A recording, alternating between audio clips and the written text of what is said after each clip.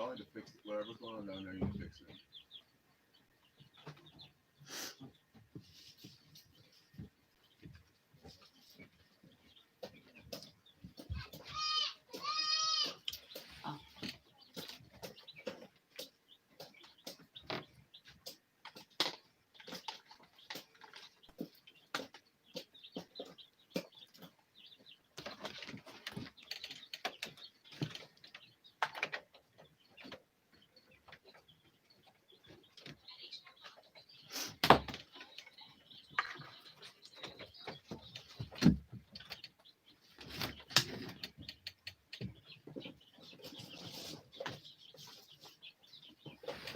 Shalom, shalom, shalom, Sister Deborah.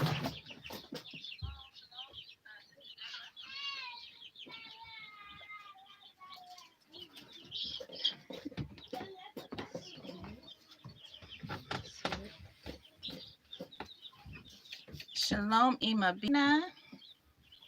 Shalom, Sister Tara.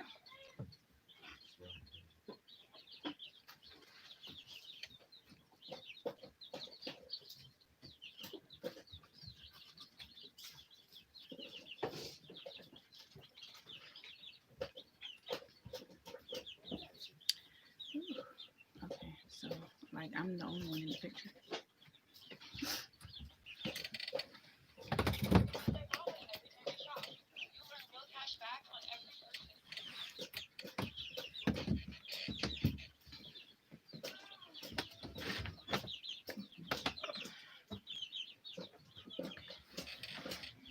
Shalom, Deborah L. Shalom, Sister K.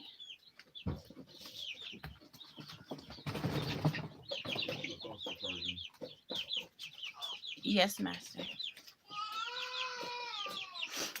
It is.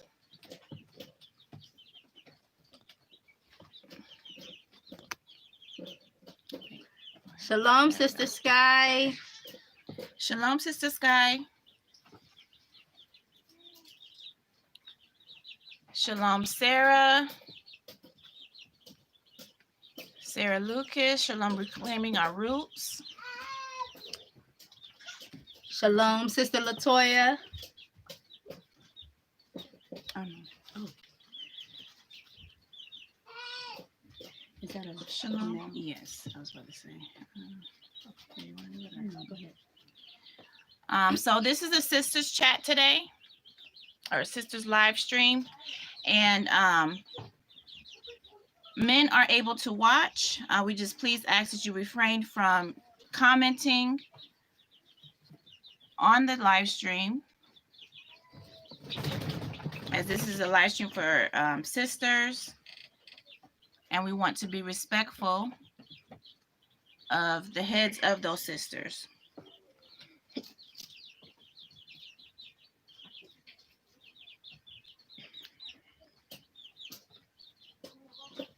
Thank you, Master.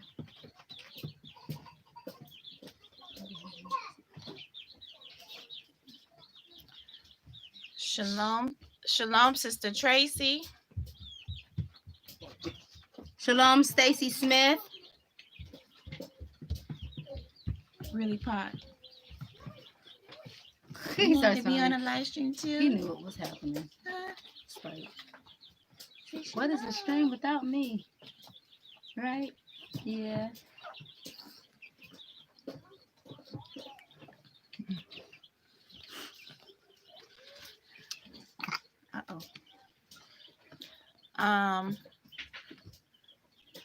Sister Deborah, no, we did not get our mealworms or get any mealworms. Wait for spring.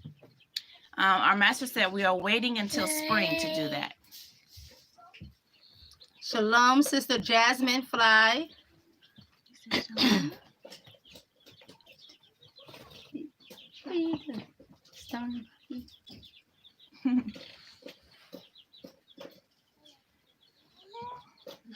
How's everyone doing? How's everyone's week so far? Shalom, Sister Elaine Brock. Thank you. Sister Tara said, you are handsome. Ooh. Giving kisses. You blowing kisses? Oh boy. Are you giving Hold on. kisses? Already? We did it already? Oh my goodness. Yeah. Mm-hmm. It's not Thank time. you. What are you doing? Oh my! What you Look got at his food all over your position. mouth?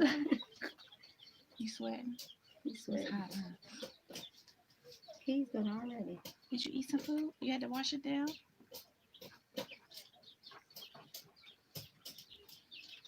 Hot. Right. Right now? Did you just eat? Tell sister to eat some water. Oh boy. Look at this. This is ridiculous. Let's turn it on. Please. Aww.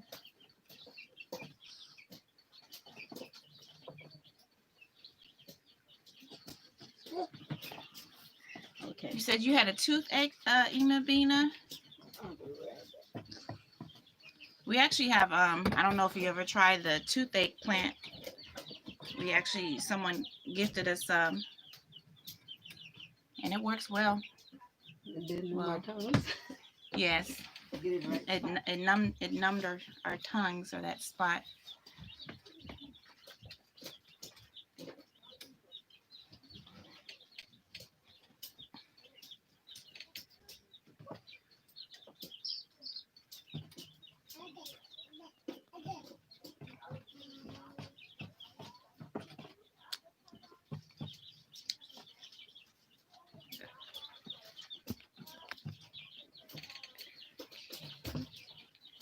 Shalom, Tina.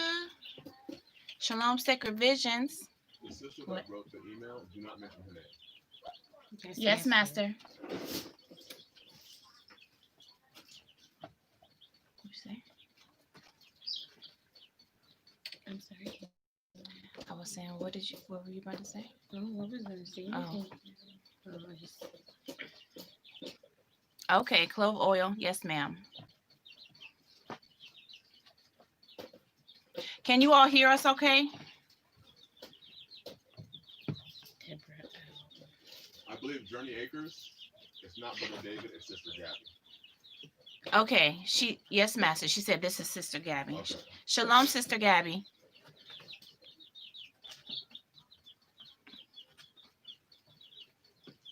Tell Deborah L. So Deborah L. Yes.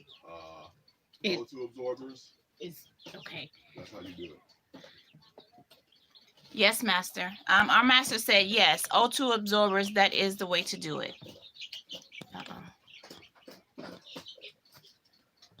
Sister Deborah. Ask her, is it freezing in her area? My Master said, is it freezing your area? Does it get below 32 degrees? Does it get below 32 degrees in your area?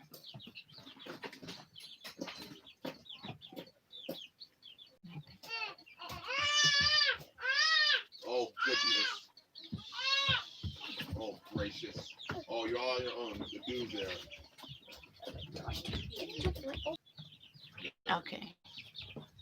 Sorry for the technical difficulties.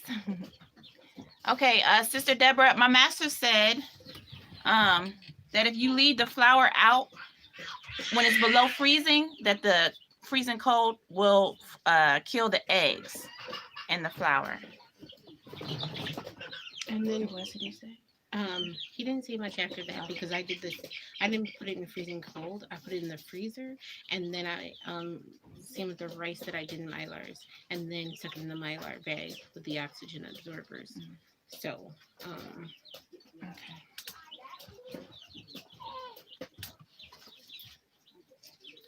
Shalom, Wanda Lee.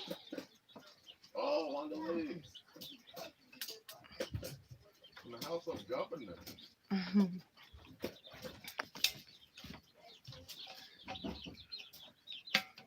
he doing the most.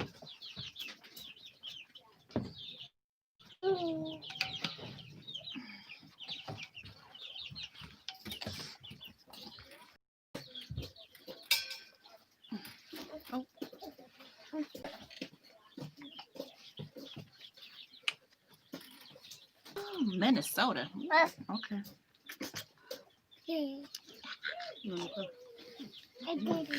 Oh, Everybody's sweating, huh? Do buggy. what are you Oh, doing? this do. Oh, this Sit do. down. Oh my goodness. That shirt is kind of fitting. Scooby Doo. Right, that's what Master was saying. Oh no. Like his behavior. Saying something. Too buggy. Come on, Yeah. dude. Sit down. I figured I'll freeze first, then thaw, then store. Thanks. Yes, ma'am. Buggy. Daddy's calling me. Thank you, Sister Tara. You're not supposed to be on live with your muscle shirt on anyway. With his Scooby Doo shirt. You muscle shirt. Hey, They're both over here just doing stuff, especially you me. like that you? He likes being on camera. Pot, you getting Why ready you already to like join to Daddy? be on camera and you ain't even. Huh? He just joined. Are you getting ready to join Dada? Dewey, I don't know what he likes. Dewey, he just likes doing stuff. Let's go ahead and respond to Sister Lucy. Yes, Master. What is it? Shalom, Sister. Sister Lucy me watching, but the live chat option is not available on her. Okay, yes, ma'am. Okay, let's go the other way. Other way. Okay, Oh my goodness. What you doing? we're gonna go ahead and get started. What are y'all? Yes, what are y'all doing? He actually doing something. Yes, I'm doing. Should we read it or just do a summary? You know, summer. Ask. I don't want to ask. I would say summary. Okay. Maybe like a summary. You can just start talking about it. About the questions that were asked. You can ask. Yeah, you can ask the question. Stop, Pocky. Yeah. Hey. Thank you. Thank you. Blessings. What? No, you can't.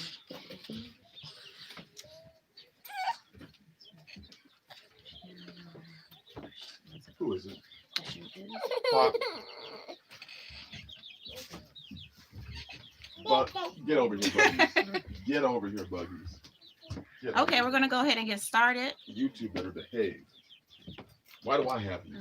Chubby, make sure you help Daddy if he needs it. As They you might need see, water. that the title of the live stream is Sisterhood, Emotions, and Purpose. So we're going to be talking about sisterhood today. In the polygynous aspect, but I mean it flows over to just us women interacting with each other, period, and our mindsets, and what we came from in this Western culture, and the mindsets that we have, and how that affects us emotionally, and those emotions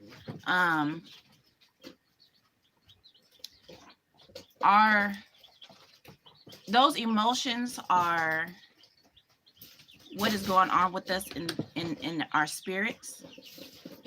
Am I saying that right? Oh, okay. Why are you looking like that?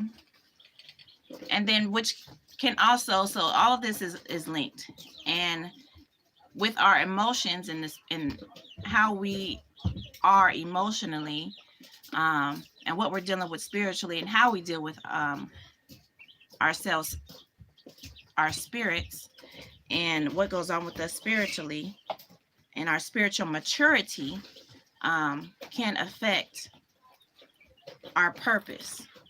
And especially if we don't know our purpose and we don't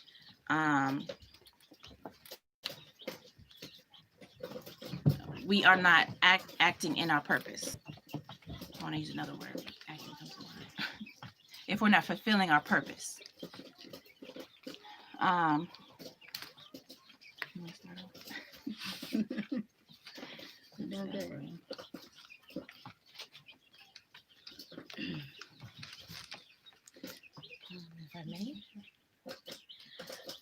So part of this live stream, is to help you sisters out. There was some questions that were sent to our master for us to kind of be an encouragement and share some tips to help you sisters out. And one of those things is making sure and how can you be a helpmeet to your husband, and an effective helpmeet to your husband when you're in a polygynous household and you have other sisters and you have emotions going on and things like that. Are you keeping your purpose at the forefront of your mind and in everything that you do? So we hope we'll be able to share some tips. We hope that with going to some of the scriptures that we have from the Apocrypha and the Bible, that this will be a blessing to you all. I think the first good tip is y'all talk about what is y'all's relationship like. Yes, Master. Yes, Master. Oh, goodness. So we'll start out talking about our relationship and our sisterhood here. And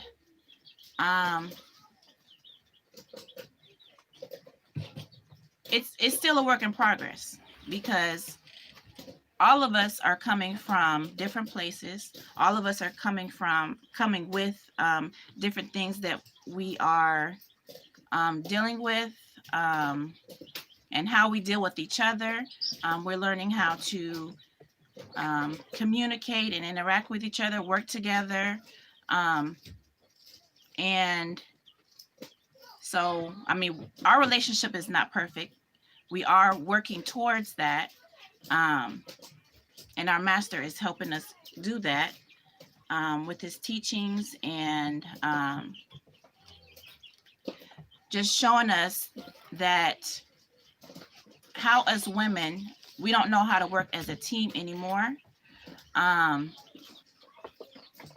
So we come in with all types of jealousy, whether it's, you know, small, you may not even know that you are acting in a jealous manner. Not knowing how to communicate, you know, it can be different things. You can have an accusing spirit, accusations. All of these things can affect your sisterhood, where it'll block you from being close with your sister and being open with your sister and wanting to work together and working towards that common goal and fulfilling, there again, your purpose, which our purpose is to be wives.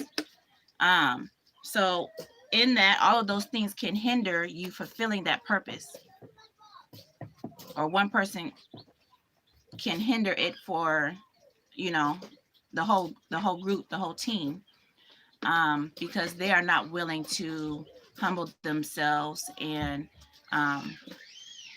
be the sister who y'all called them to be, or that we are supposed to be.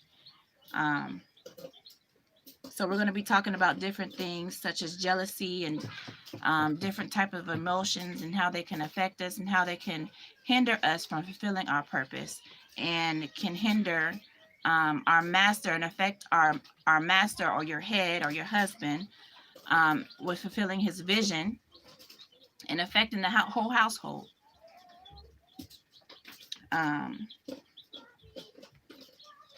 So, I mean, we are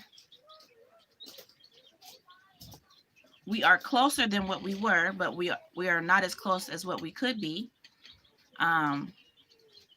So we are learning the process of humbling ourselves also, and, you know, hearing each other out, and not and just having the same knowing that we have the same purpose and goal, and that is our master, and to please our master and make sure our master is happy, and that he's able to fulfill his vision, and that we are all his helpmeets. We are here to help him and whatever he needs help with, whether it be in the home with him,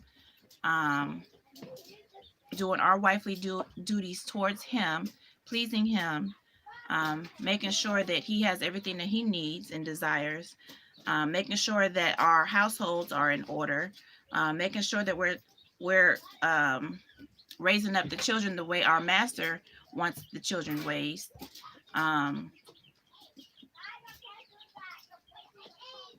What else? Helping him in his vision, our master's vision. Like our master, he is he knows how to give understanding, and he doesn't take the office of a teacher, but he knows how to teach and break down the word in a way that is easy to understand, and is plain, and he puts things in proper perspective,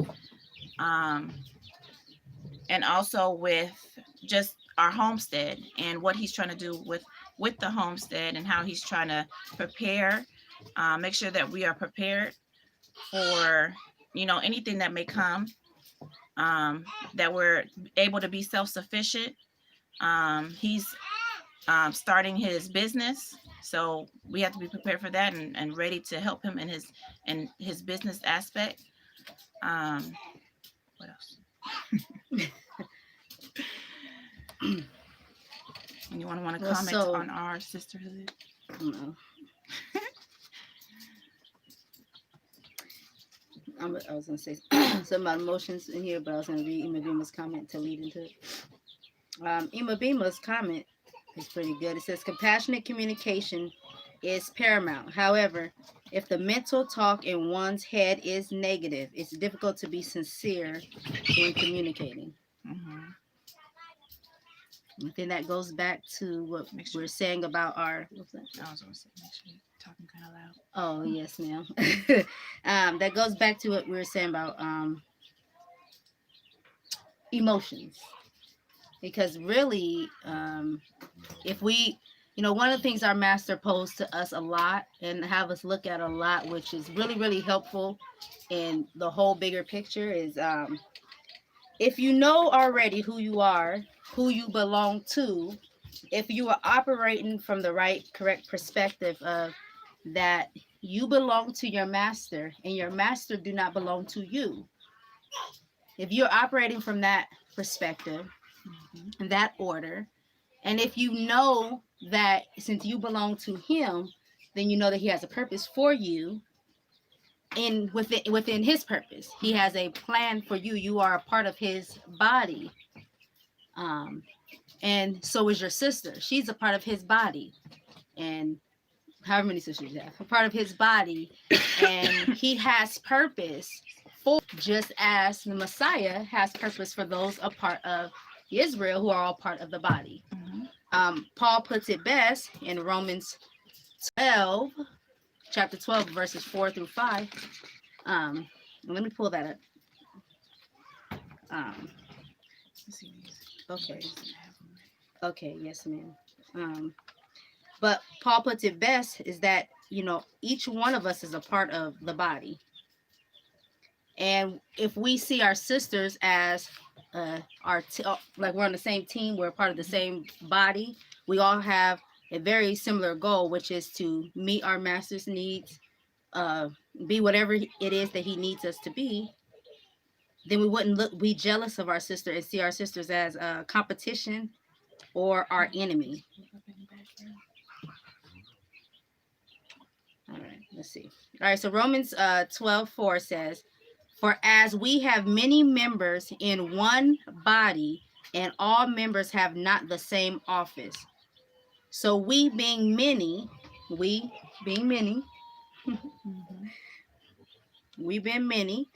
are one body in Christ, or in our master, who is one body in his master. In Christ, and every one members one of another. And we'll stop there because it says the purpose, and you see it in verse 4. So sometimes our master may have us function within his vision, his plan, in a certain office or a certain doing a certain thing, but we are all his possessions. We all have a purpose in his body. We all have a part in his plan, his goal in achieving whatever it is that Yah has laid out for him. And when you understand it like that, and really knowing that we are here to please him versus him here to please us, that we are his and he is not ours, then, and if we can operate in that way, that will help solve so many emotional so many feelings and emotions. If we could keep that in the forefront of our mind, if we could keep that order, it will keep us from competing with our sister, because then we'll know, well, this is, you know, when she win, I win. When I win, she win. We all win because we're part of the same team. And then it'll help us to understand too, because if I'm acting up, or if I fail us, I fail everyone. And each one of us is that way. If we fail one, we fail all, because we're part of the same body. And if we can see it from that perspective, then we will be, we should be more willing to be transformed by renewing our mind and be able to work together as a team. And in Ecclesiastes chapter, let me look at the chapter. Ecclesiastes chapter 4, verse 9 and 10 even talks about 2 is better than 1, because I know we've talked about this before, that sometimes we sisters, we fight each other because we want to be the most important and we want to stand out, but we actually need each other more than we think we do. And you can tell this job wasn't intended to be done with just one person.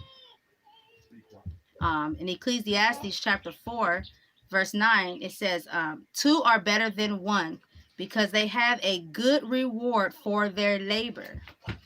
And one of the things you notice about that, it doesn't say you by yourself have a good reward for your labor. It starts off saying 2 is better than 1, and then you have a good reward. That means both people, or all 3 people, are rewarded for the labor that they put in. If we could just come together and recognize that our purpose, or who we serving, is the same. And we're supposed to be here to push that same vision forward. If we can do that, it says they have a great reward. So it's not like someone's left out of the reward, or not a part, or don't belong. Everyone has a place, everyone belongs, and everyone gets the reward. For if they fall, the one will lift up his fellow. Okay, so now it's talking about if you fall, someone's going to be there to lift you up. And if anyone know marriage, anyone who's been married any amount of time know that marriage is not easy. It's not a cakewalk. It's not like the Disney movies. There's no Prince Charming who comes and serves the woman all the time and chasing after you. There's no happily ever after the way they put it. You know, marriage is work. You know, you have a job to do. You have something to fulfill, and it's just not easy. And then you have children to raise, and your master has this great vision that needs to be fulfilled, and y'all are not hugged up all day on the couch and watching movies, laying across one another and cuddling with each other all day as we see in movies or TV shows. That's not what's happening all day long. Probably not even a fourth of your day is like that. So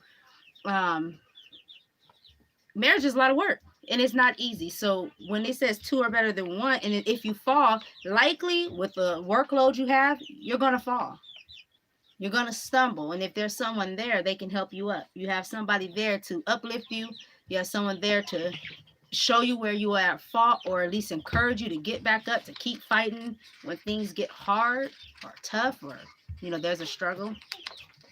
So it says, for if they fall, the one will lift up his fellow. But woe to him that is alone when he fall, for he have not another to help him up. And I know that personally, just being married, when it was just me, and even just trying to understand the faith and what to do, and transitioning from worldly thinking and still working on any sort of worldly thinking, Christian thinking. When I had fallen and I was alone, I didn't have anybody to help me up. I was alone. I didn't have no one to speak anything to me. I didn't have anybody to see what I couldn't see about myself. I didn't have that. I didn't have nobody to correct something. Oh, that's not good right there. You want to change. I didn't have all that to keep you from having falling and failing. It's just like you were alone. You better figure it out. Or a lot of times you're learning from a lot of error when you are alone. So it is a blessing in there being more than just yourself. So back to how we were saying it with it, how emotions get involved in this. If your emotions are negative about your sister, if there's envy, if there's jealousy, if there's competition, if there's accusing spirits, aggressive, things like that, you're not going to be there when your sister falls. It's almost going to be like your sister's alone because you're warring against each other. So in those cases, you have sisters who are kind of happy whether they say it or not when the other one fall, because now you feel like you gained ground on your sister. Now you feel like now I get to either, I don't know, whatever you think, whatever people think, you may feel like you gain ground or something.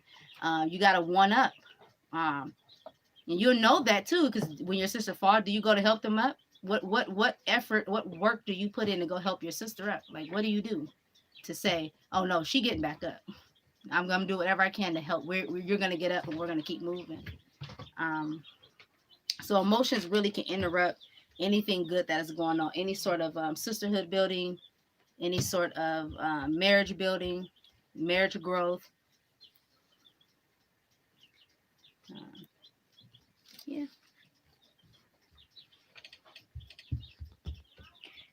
Oh, yeah. One of those things that we wanted to talk about too. So a lot of these emotions, jealousy is an emotion, and envy is an emotion, and all that competition is just an emotion. Like all those things are a form of are an emotion. Mm-hmm.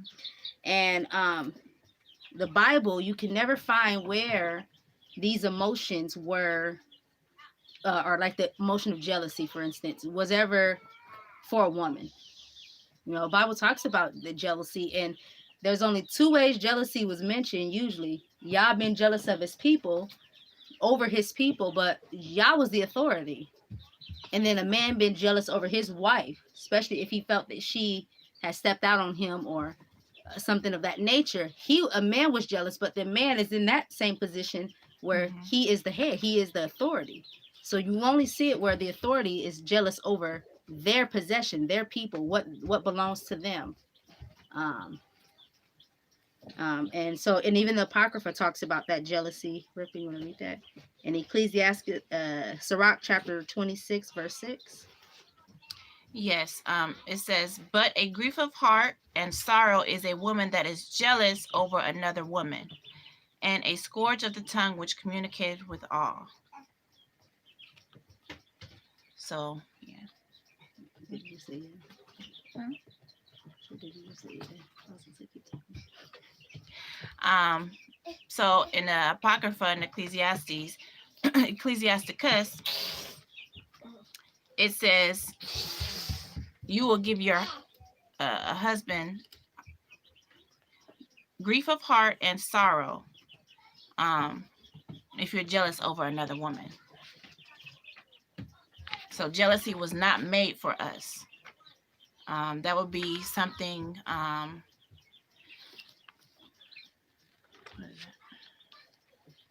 a woman putting on something that pertains to a man, because jealousy was not made for us. Oh, she hasn't pulled up. Oh, she. Oh, you. Yeah, I pulled it up. What is it? Numbers 5. That's talking about where a man. It shows a man.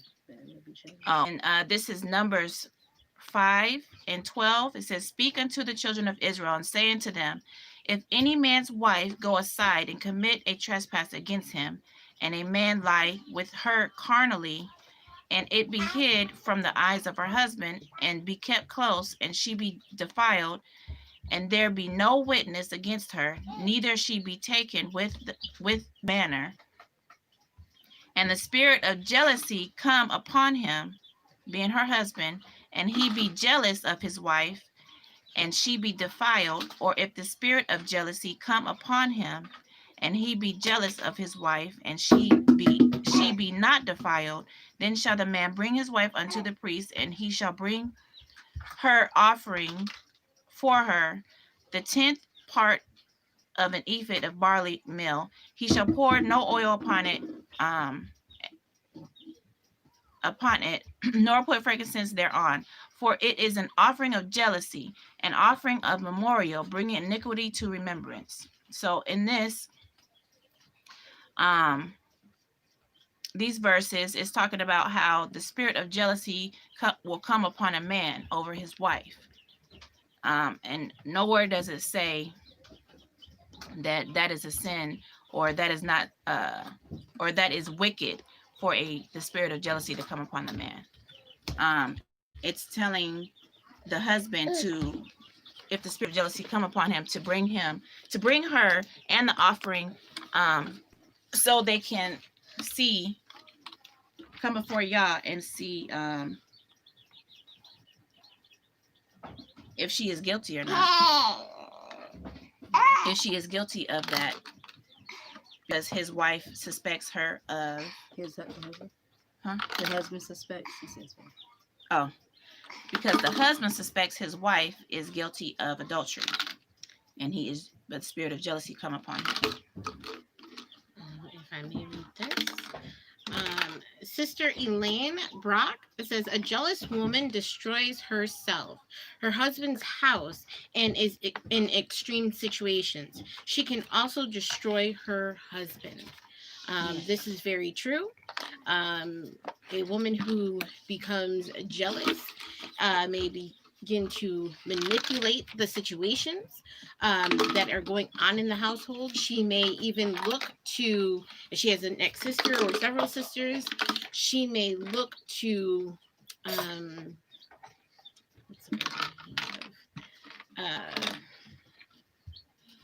compromise them, if you will. So by like, oh yeah, here, I'll do this, I'll do that, or sabotage, yes, sabotage her other sisters to promote herself.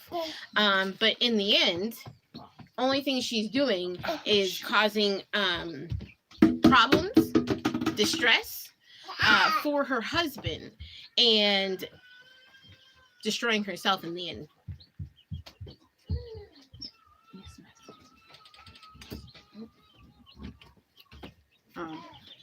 Okay. Thank you. Okay, so that's where we're talking about. So all of these really are emotions. If we can keep our emotions, because part of what a sister had asked is how do we make sure we are fulfilling our husband's purpose? How does she fulfill her husband's purpose? Making sure she's been to help me. And around about, about women being emotional and having feelings and emotions. And one thing you take for sure is that emotions will keep you from fulfilling your husband's purpose. So if that's going on, that will be like the first thing you would really have to deal with that, so you can fully fulfill the purpose that you have. You have to know what your purpose is. A lot of times our master present to us, if we are out of whack, out of character, out of whatever we're supposed to be, what is your purpose? What do you say you're here for? Are you fulfilling that? He often reminds us, if needed, or even just in talk or in fellowship or in him teaching us and washing us with the word, will bring to our minds an attention of, what did we say we were here for, and what did we say we're going to do, and are we going to fulfill that? Because that'd be the bigger thing. And a lot of times with the spirit of jealousy or competition, you don't necessarily have to know you're operating in it, but there'll be things you do that will tell the story. And I see someone in the chat said they believe jealousy is a learned behavior, and we also believe it's a taught behavior, it's a learned behavior. Growing up here in this society, we are taught by the television. The television is in front of your face all day.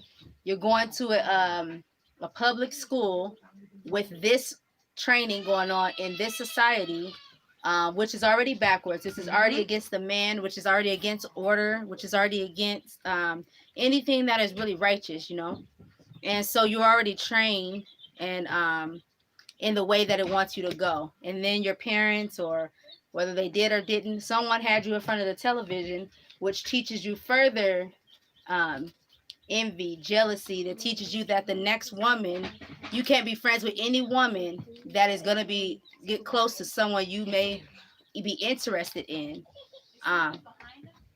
You know, you have sisters today. I mean, I've heard it a lot growing up, coming up in my family, friends, or just people just in general, associates, where they'll say, you'll start hearing women today say, oh, I don't have no female friends. I only get along with men.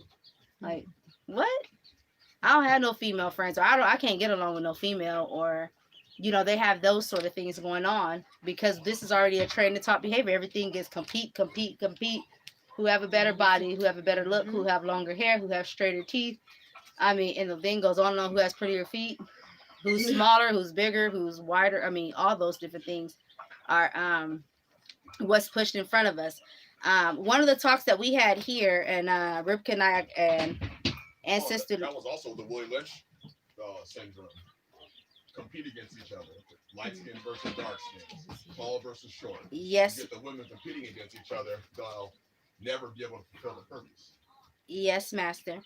And my master was just reiterating, that's also the Willie Lynch syndrome. So you could tell where they got it from. It's the same process. It's the same thing that's just regurgitated, recycled, and is brought out again. It's nothing really new under the sun. Same thing that was happening in slavery, and the same tactics even the enemy uses is in the Willie Lynch. It talked about, you know, creating all these things that was to divide us: light skins versus dark skins, tall versus short, old versus young, men versus women. And that's really easy to see in the straight hair versus nappy hair. Right, straight hair versus nappy hair, mixed hair versus unmixed hair. That's what they call it, whatever, you know, the different lengths. And the list goes on. Big eyes versus non-big eyes, big lips versus not big lips.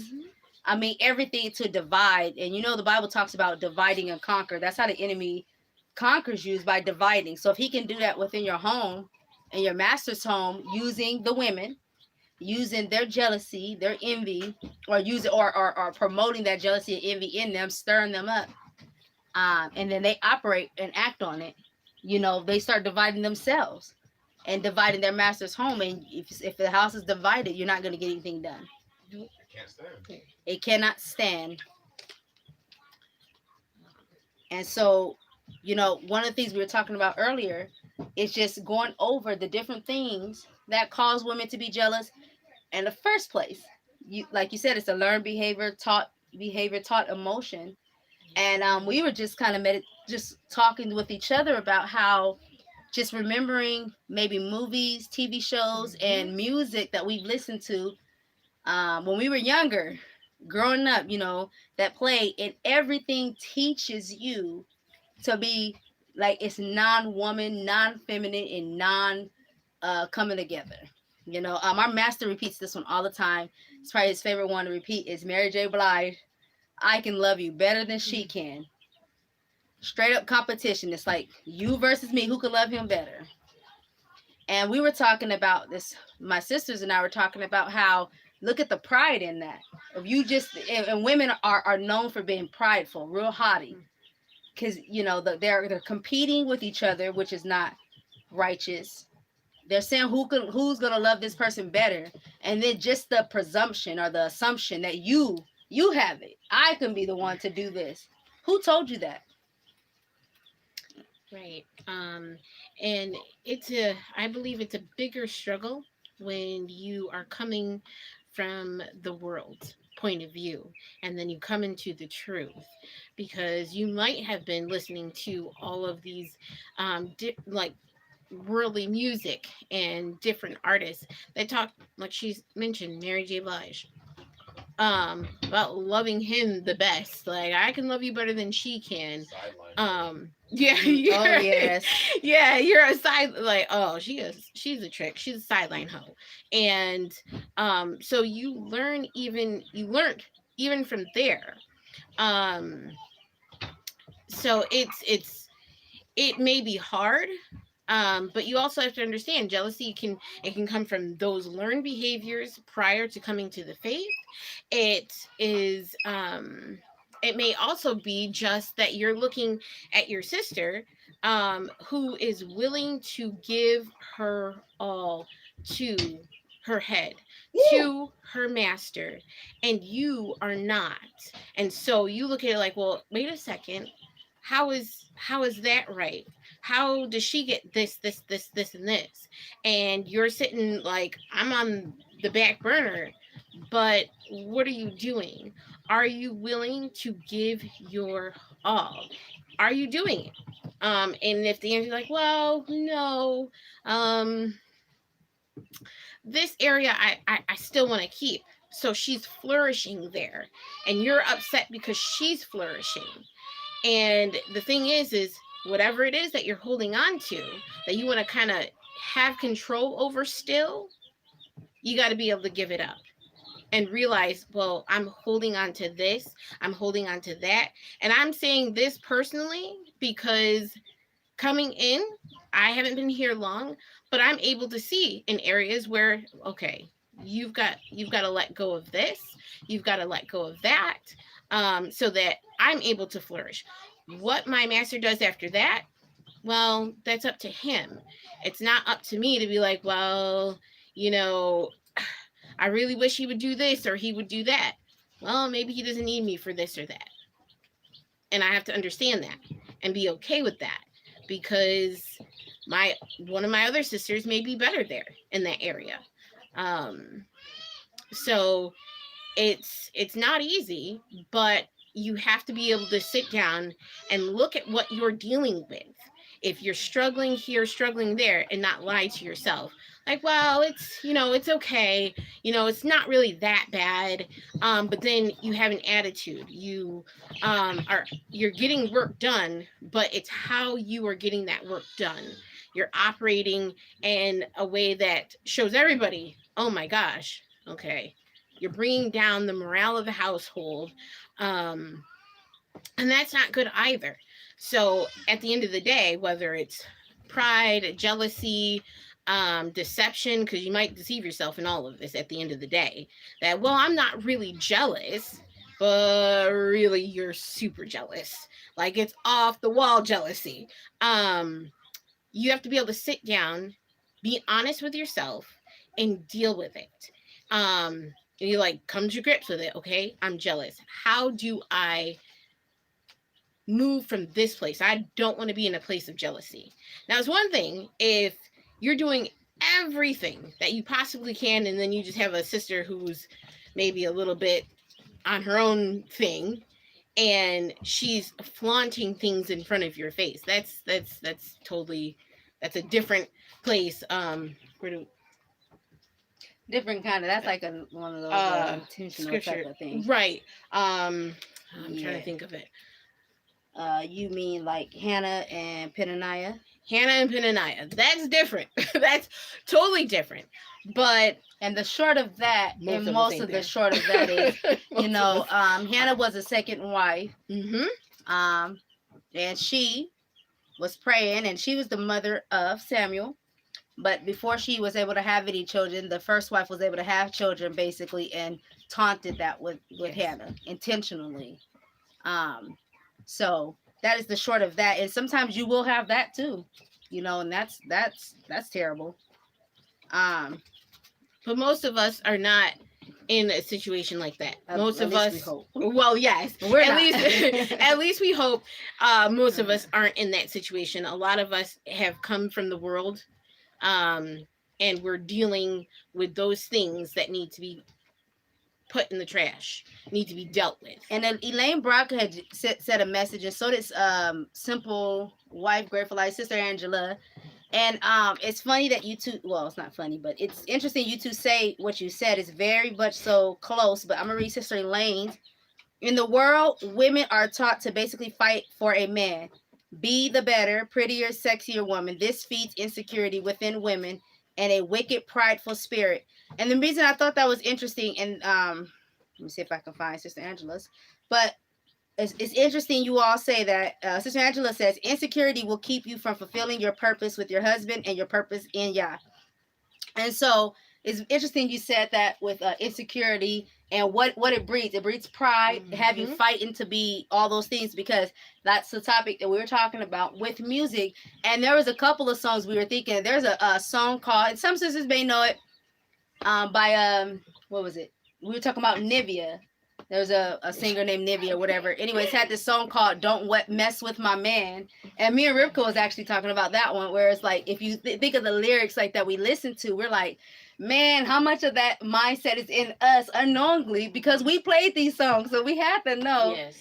And we were talking about that song because, you know, the woman saying, "Don't mess with my man." So number one, she's claiming that man belongs to her versus the opposite. So now you're already out of order, which teaches you to wear what pertains to a man.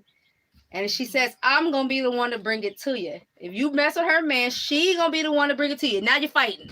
Now we got that spirit. We trying to fight each other. We want to take each other's heads up. We trying to, that's just so masculine. So it's like, and it's so deceitful, because in these videos or in these music, if you see the video with it, they try to make the women look what they call sexy and what will be what you would think will be feminine. And she's talking about knocking somebody out because you messing with her man. And we were just really tripping off that this morning. Like, man, that is interesting. He said, "I'm gonna be the one to bring it to you," and then the pride behind all that, like you are controlling it. So now we want to fight each other. It's no wonder that there can't be unity. We trying to bring it to each other, and if we don't do it the physical way, physically fighting each other, we trying to bring it to each other another way, deceitfully manipulating each other, setting each other up, waiting for the next one to fall, setting trap snares, or not being a help when you could be. And you know, and our master talked about you know, as sisters, we should be able to bring the best out of each other. Can you answer Sister Sarah Lucas, if she commented twice? Yes, master. Let's see.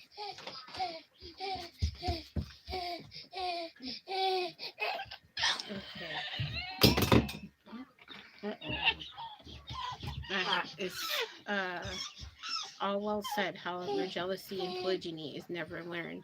It's an emotion, and let's be realistic. You three sisters felt, I think it's supposed to be the same type of way at some point. I don't know if that's Okay. All well said. However, jealousy and polygyny is never learned. It's an emotion. And let's be realistic, you three felt the same type of way at some point. Kindly share the steps you took individually to defeat that in order to achieve the sisterly bond. Okay. Is that the two those? yeah, those Okay. two. Okay, Sarah.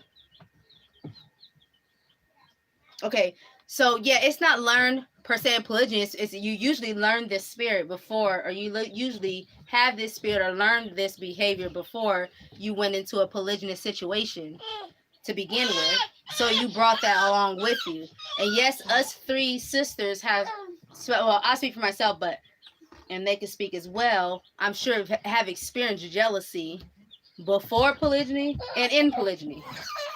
I shared my testimony before of a concern, or more so an insecurity that I've had even before going into polygyny, knowing that my master would do that, and I let it be known I support it. However, I did have some insecurities because you want to give and you want to, and I'm not ashamed to share it. I can be transparent and honest, and then I know the things that keep me grounded and level-headed to where I can talk to my sister, love my sisters. I want them here.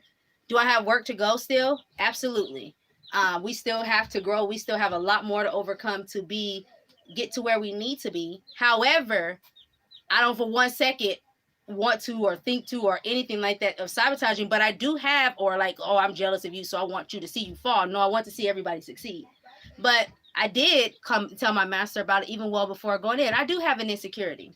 It seems that sisters or from before, you know, they're going to come into this new grown man of our master. I know how hard our marriage had been, and I started to feel insecure. And I started to feel like, well, And we went through a whole bunch of troubling times and stuff like that, and you're just gonna have this great, beautiful thing with these new sisters. The hard times that we've been through, at least, because that stuff is old and past. Some of that is worldly too, so they'll never experience that. And I felt like maybe I'll be less loved or thought of more negatively, because it's like, yeah, you're the one who I had all my struggles with, and you did things and offended me, whereas everyone else comes in after that, things are great and beautiful.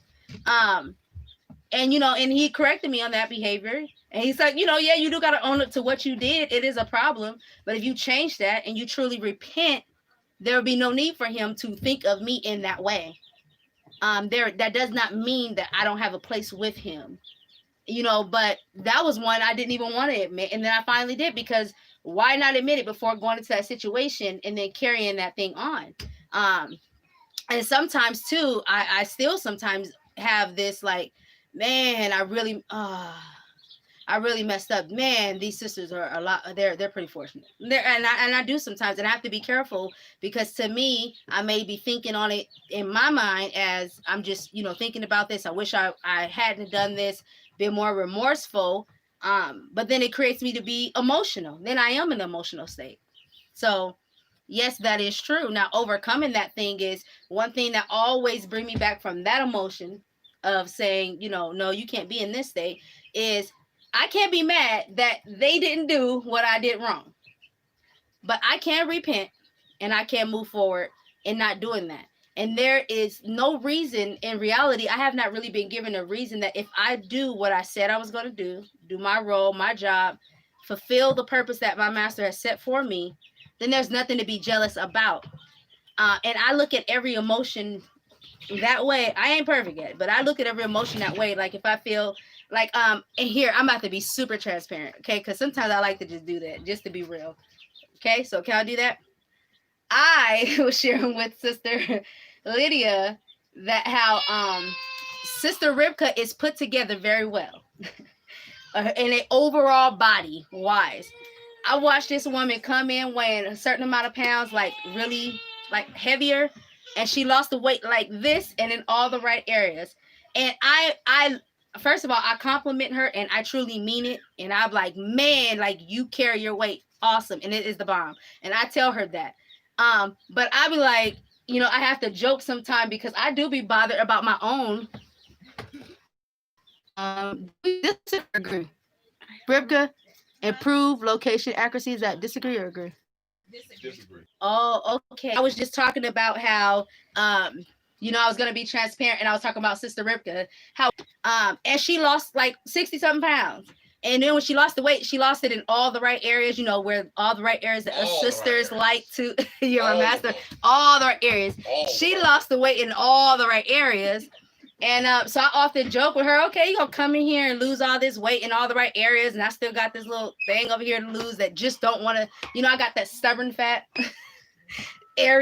trouble areas I don't like, that I'm like, this part over here don't act like you want to leave, right? I got to put in like all this work just to lose that type of weight, and it don't look like she had to put in much. She just work around the homestead. I work on the same homestead she does, and it just goes out the right places. So I be like, dang girl, look at that, over here, gotcha, and so I have oftentimes have felt emotions like that, of where it's like, dang, she's put together real well, and I can't even figure out how to get this part of my weight off. I'm trying to look what you call sexy for master too, and I got this business to work on. And but I felt those things, but I came out, I told her, I think she knows it, I comment enough. But I'm just gonna be honest, I felt emotions toward that, like so I won't say jealousy, but I have felt insecure, like, man, how did her body just do that? And mine won't. I gotta put in work that she ain't gotta put in. I'm over here talking about workout videos, and for the winter, we work enough on the rock in the spring, but in the wintertime, talking about how many workout videos I want to do, and she ain't gotta do nothing. And she just right. So I was just, so I can be honest and say that. But one of the things I always remember, going back to the more serious side of it, is that however we are, we can improve our situation. Unless you just have a wicked master, and you're just settled and been wicked, You don't have to be jealous. Your master still chose you for a reason, for a purpose. And anything that he doesn't like about you, whether it be your body, your look, your hair, or any of those things, you can change. And the things that you can't change, he probably already knew you weren't going to change it, and he still told you. Or you couldn't change it. Not weren't going to, but couldn't change it. Like your height. Your height is your height because that's what the height, and he married you in that height. He knew you were going to be short or tall. So just be happy for who you are. Y'all created you that way, and that's our problem. We're always like looking over to the next person. That's been my problem in many circumstances. We're looking over to the next person. Stop looking at the next person. Look at you. You have a purpose. He chose you for a reason. Your look he chose for a reason. We have to learn to be comfortable being us and change only that which our master commands, wants change, want to see change. Present that. Be the better you. If you can't lose weight that easy, that's great. Not everybody have the same. Everybody has presented with different challenges. You were in that position for a reason. Y'all knew that well before you were going to marriage, and your master knew it when he chose you. So if he didn't say there was anything wrong with that, and that's like another thing. Sometimes we think things are wrong that our master didn't even say is wrong. Like for instance, my master used to tell me all the time about women. We compare our hair, and we say some people got that good hair, especially women of color. Some people got that good hair because if they're even a tad bit mixed or something, different variations of hair, they call it that good hair versus any hair. But master's like, just your natural hair is good hair to him. Whatever hair that grew on your head is what he likes. So the only way he ain't gonna like it is if you don't comb it. And you're walking around looking like Shaka Zulu or something. I don't know, something crazy. Let them know, don't get it twisted. Everybody's got a nice body. Don't get that thing twisted. It's not a one person has a nice body and the rest don't. No, everybody's got a nice body, because if you don't, you about to work out.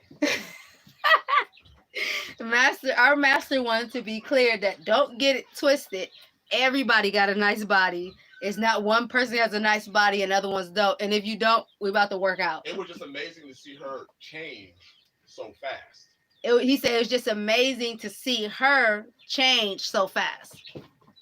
And I can second that. Not many people could come and have a weight issue like she did, and it just drop in all the right areas. But it did.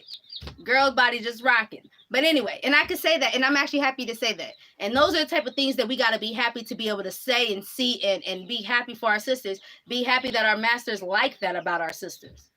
But sometimes we are so selfish, and we just solely think about ourselves and what he don't like about me, or what he don't like in me, or what I don't have, that we can't be no good to anybody. And you know, that's another hard thing. So if you come with selfishness, if you come with you attitude, you ain't gonna be good to nobody else. Everyone's come from somewhere. Everyone has things that they have to work on. You're coming from your sense. Do the best with what you got, what you've been given. And if you could do that with the right heart and the right spirit, I truly believe all the rest will be worked out.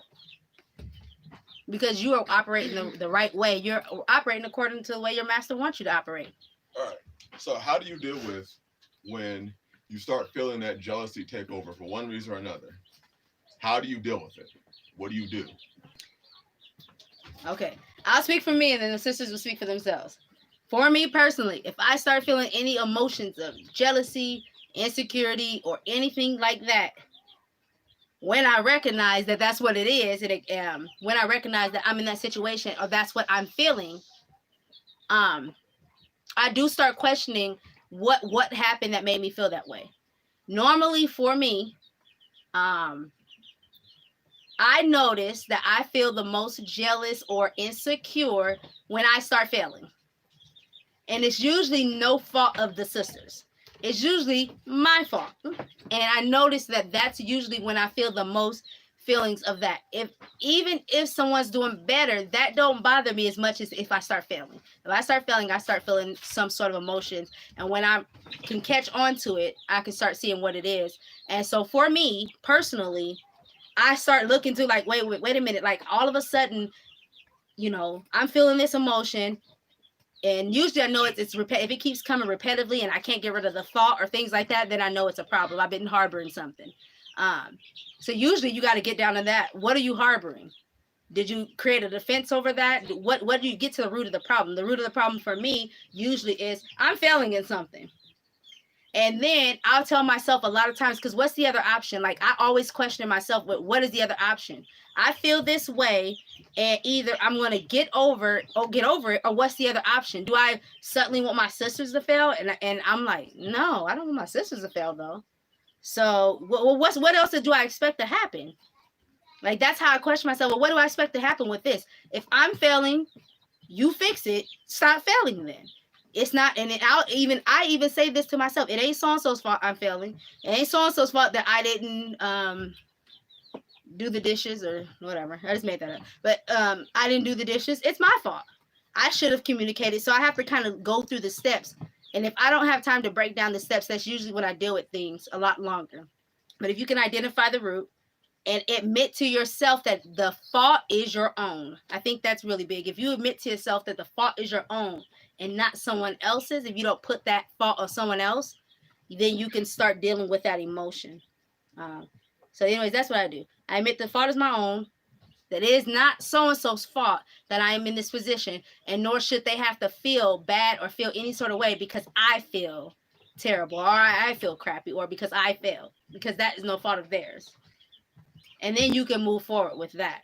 And so then I try to make it a point to, when I'm able and I see it and I recognize, make it a point to go back and make sure I'm treating my sisters kindly or speaking to them correctly and stuff. So I'm not putting that negative emotion on them. So when I get in that mode and I know that's what it is, sometimes they probably even be like, why is she extra friendly? She friendly, but she get extra friendly, extra goofy, because I really want to make sure that I'm not looking at them as my enemy. Like, you're not my enemy. It ain't your fault that I screwed up. It's my fault. And so I should be able to keep a right attitude and right spirit with you regardless or despite the fact. So those are the things I do. I think that's one of the ways that you can handle it. You do have to be able to own it. If you don't own it, you'll continue to struggle with the thing. If you don't find where you're at fault or just even admit you have the problem, then you're going to continue to struggle. And then you have to find the answer for it. Find the answer of how do you fix that. An answer that's going to work, that you're able to do, and do that so you can overcome that. So you don't have to put anybody in a position to be hostage to your emotions or hostage to your feelings, because that's what you would do. Everybody know when you feel in some sort of way and they feel hostage to your emotions, and that's not right. Because then really what you do is, whether you know it or not, and this is going to be interesting because, you may not see it initially, whether you know it or not, in some way you are laying a stumbling block before your sisters when you get in those type of emotions, because your emotions, you carry over so strong sometimes that your sisters may be ready, they're doing right, they're trying to get things done, and your emotions will overtake everybody to the point that you don't even feel strength anymore. You don't feel energy anymore to keep moving, to keep going. You throw off the whole day. The person's like, yeah, we about to do this, and you feel that whip of emotion, and you're just like, man, I don't even got energy no more to complete what I was about to do. Well, what if they're about to do that for Master? He don't get it now because everybody's messed up now. So, and also that jealousy spirit will, and oftentimes does lead to accusing spirits. Well, you'll start accusing that somebody else for something that may not even happened, because you're jealous of your sister. You may look at her and say, "See, she looking at me all weird. She didn't say hi like I want her to say hi. She didn't give me the hug the right way." I mean, that accusing spirit will start accusing everything of that other person to you, to the point where now you're drawing away from them because of your jealousy, which then led to the accusations. And again, the man's house is being destroyed. Yes, Master. Our Master was just saying too that jealousy spirit will breed accusation and offenses, and suddenly you will start accusing your sisters about everything. That accusing spirit will start accusing you, or start accusing, bring an accusation against your sisters. So suddenly you're looking at your sister and like, she looking at me the wrong way. My Master's like, or she didn't give me the hug the same way, or didn't say hi the same way. She had this weird look on her. You start accusing. And don't let that sister be close to your Master during that time. You be like, look, She doing the most. She doing the most. Master said she doing the most. She doing the most.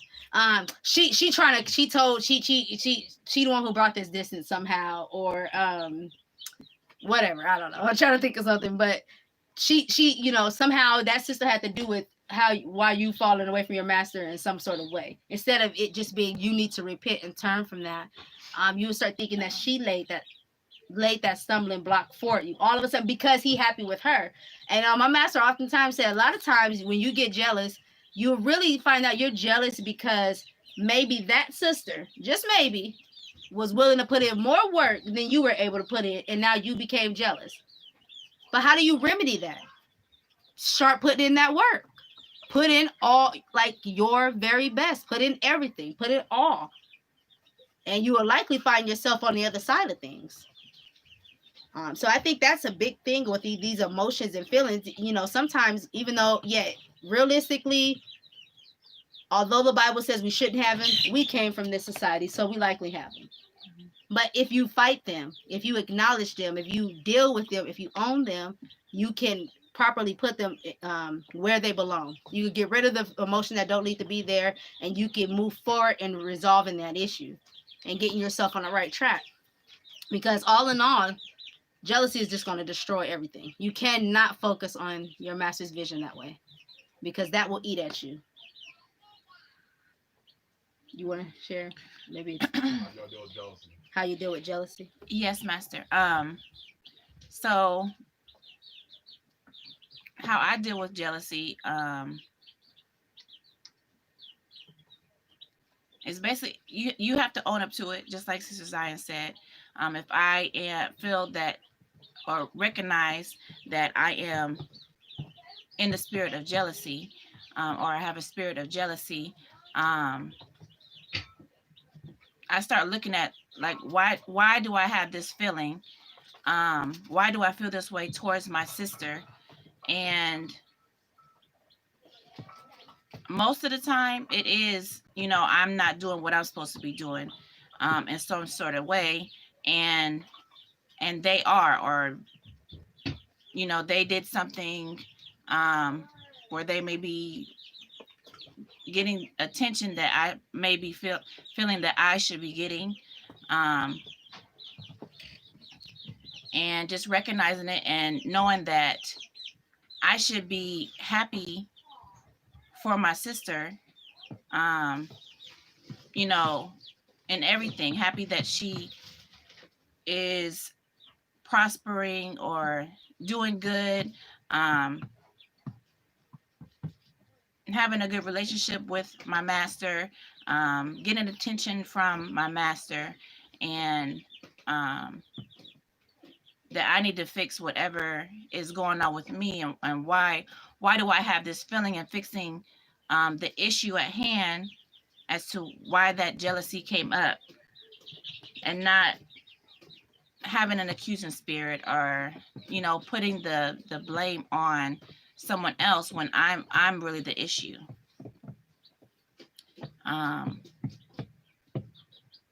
So it's just recognizing it, owning it, and dealing with that emotion, and dealing with why that even came up. What was the reason that came up, and dealing with that, and repenting of that, even if there was something that I would need to go to my sister for, just being transparent with her. So those are some of the things that I've done and are doing. For myself, which is a work in progress, but I just Answer Sister Tracy's question now. Yes, Master. Yes, Master. So for myself, I a lot of times just am understanding where things are coming from.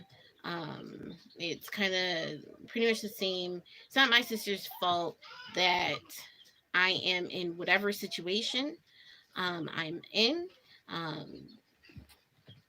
It's just not their fault. And I have to own that and put at the forefront of my mind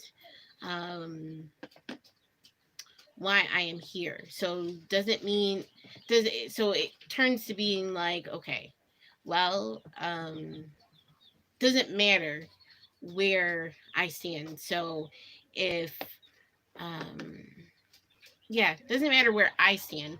It's what I plan on doing moving forward. Recognizing it and doing my best to face it head on, because it's not their responsibility. It's not their fault. The blame is only in me.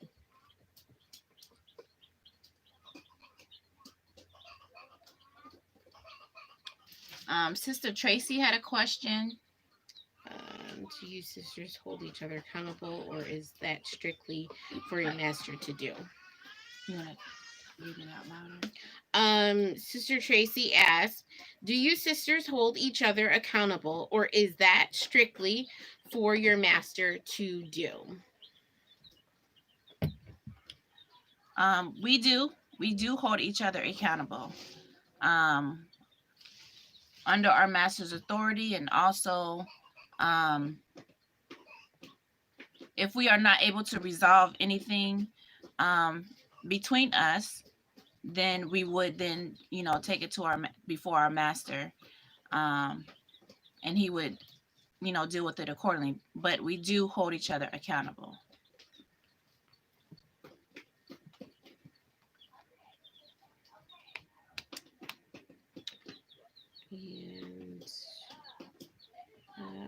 And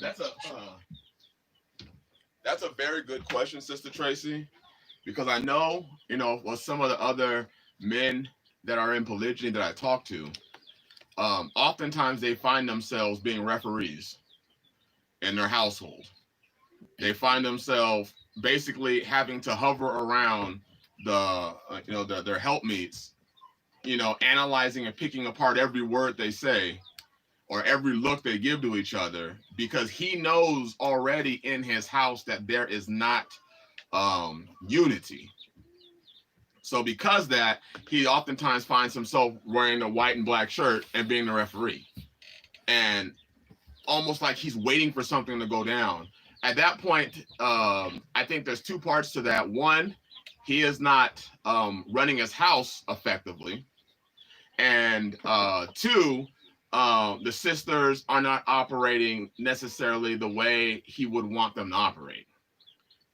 So if a man finds himself, not being able to, because a lot of times men won't have the wives hold themselves accountable because it always turns into an argument between the sisters. It always ends up with them arguing each other because I didn't do that. Yes, you did. No, you didn't. You looked at me and blinked 4 times. You rolled your eyes. You stuck your tongue, made them kissy lips or the pucker lips, whatever they call. What are those things called? Duck lips? Those things. Yeah. Oh, it's not kissy lips. You call them duck. Oh, yeah. Okay. And it just becomes too much. It becomes too much on a man. A man cannot fulfill his vision if he is playing referee with his wives or even his one wife. He cannot pursue his vision if he runs around throwing penalty flags and calling personal fouls on his wives for every little thing. Whether it's polygyny or monogamy, women need to learn to assimilate. And that's where a lot of the issues come, is a lot of women come in with their own idea on what they think marriage should be, how they, y'all saw the person that came into the chat and was talking about, polygyny. There's always somebody that's got something to say. And the reality of it is that when you come from this westernized world, you kind of think that way. You think this is the way marriage is supposed to be. It's supposed to be the way I think it's supposed to be. And if it's not that way, then it's not marriage. Or if it's not the way, a lot of women think this way, if marriage isn't the way that I think it should be, then he's wicked. If he doesn't do what I think he should do, he's wicked. If he doesn't do what this person over here said, he's wicked. But wickedness is defined by the Bible, right? Not a person's opinion. Wickedness is defined by the Bible and not a person's opinion. So as a woman, being that you are your husband's possession, if I tell them you are to be accountable to each other, because if you can't be accountable to each other, you cannot be accountable to me. You should have a love for each other and a want to see each other right, that you should be able to go to the other sister and say, hey, I want you to have the best relationship with your master, with our master that you can have. And in that, I know he's not going to like this. He and the sister who's receiving that information should hear that and say, thank you. Because she loves me enough to tell me what it is that's going to allow my relationship with him to grow. The same way we as brethren do, if you've got real brethren, where you can tell your brother, hey, brother, that may be a little bit off with the father. And that brother will say, thank you, brother. Instead of, seeing it as you're trying to overrule me or you're hating on me because I got it like that. That's not what this is about.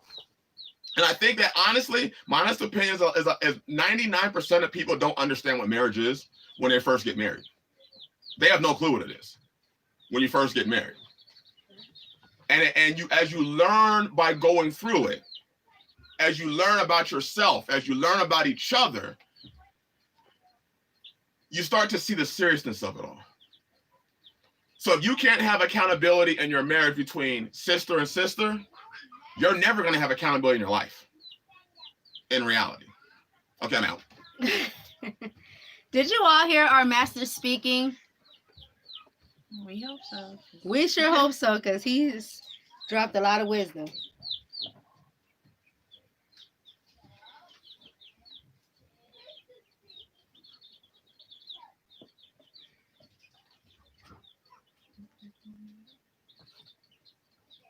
Yeah, Mother Bina said that's why family meetings are important. Tell them how many family meetings we have a week. Ima Bina said that's why family meetings are important, and our master said, tell them how many meetings we have a week. We have one. Shalom, Pastor Fox. Yeah, our I was master gonna said, say shalom, that. Pastor Fox. He sent a nice Shalom, message. shalom. Shalom, Pastor Fox. We have one probably once or twice a day or more every day. But is it always a meeting, or is it going over the word? It's something that that could be off. Yes, it's going over the word. Well, I mean, all of them. Yeah, all of it include the word, because our master bases everything off of the word. So every meeting,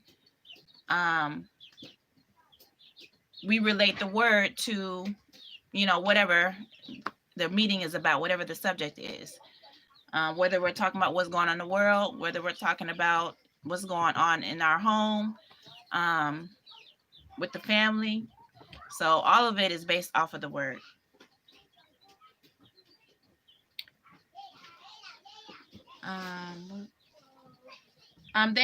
Someone posted a scripture, James 5:16, talking about confessing sins one to another, master. Okay. Yes, master. Go ahead. I'm sorry. No, you go ahead. James 5:16, someone posted a scripture, DOZ. Therefore, confess your sins to one another and pray for one another so that you may be healed. The effective prayer of a righteous man can accomplish much. So we can relate that to holding each other accountable also. And that we're confessing our sins one to another, and then we're also keeping our sisters accountable for whatever standard we are supposed to be in.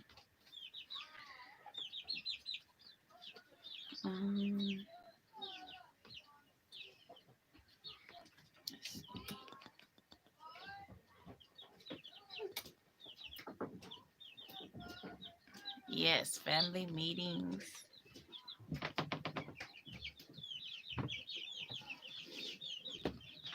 keeping us on one accord.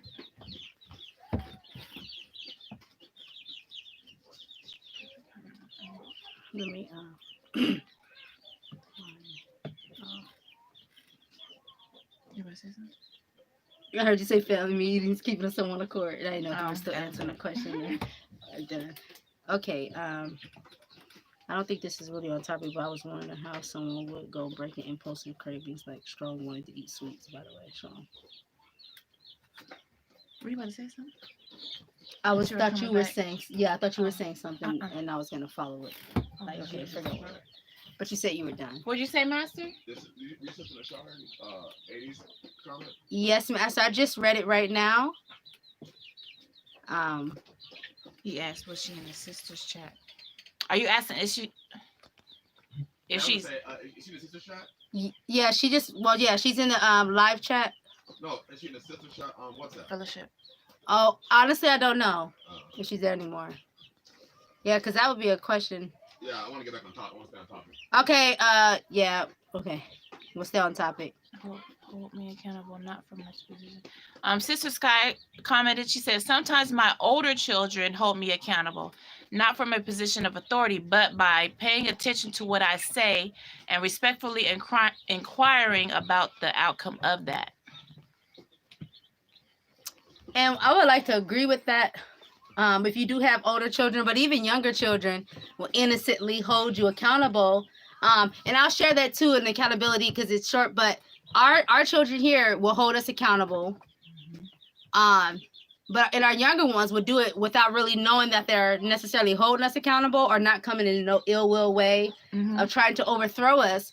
But we just had a situation like 2 weeks ago, and I shared with Sister Rivka about our 6-year-old daughter telling me she wanted some apple cider vinegar tea or something like that. And I told her she had to wait, and she was like, Mommy, you told me to wait last time and you forgot. And she was like, and if you make me wait, you get busy, the baby's gonna wake up, and then you're gonna forget. And then if I keep asking you, you're gonna be upset with me.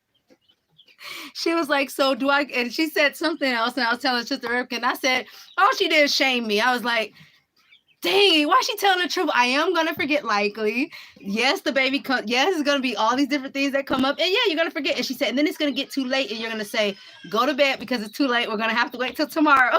She was like, so if I wait till dinner, that's what's gonna happen. I'm like, that's probably true. So she made me feel so bad. I went in there and I was like, let me do it right this moment, right while I'm thinking about it. But she held me accountable. And I was telling Rivka, look at her over here trying to tell me what I'm going to do. I said, she was right. So I went and fixed it. So I didn't have to do that. And then every day after that, I've been making sure I give it to her early because I was like, oh, man, that's sad that she, but she said that. And without even knowing that she felt that way, I'm like, oh, dang, she didn't learn that. So yeah, children can hold you accountable just by watching your habits and by what you just tell them.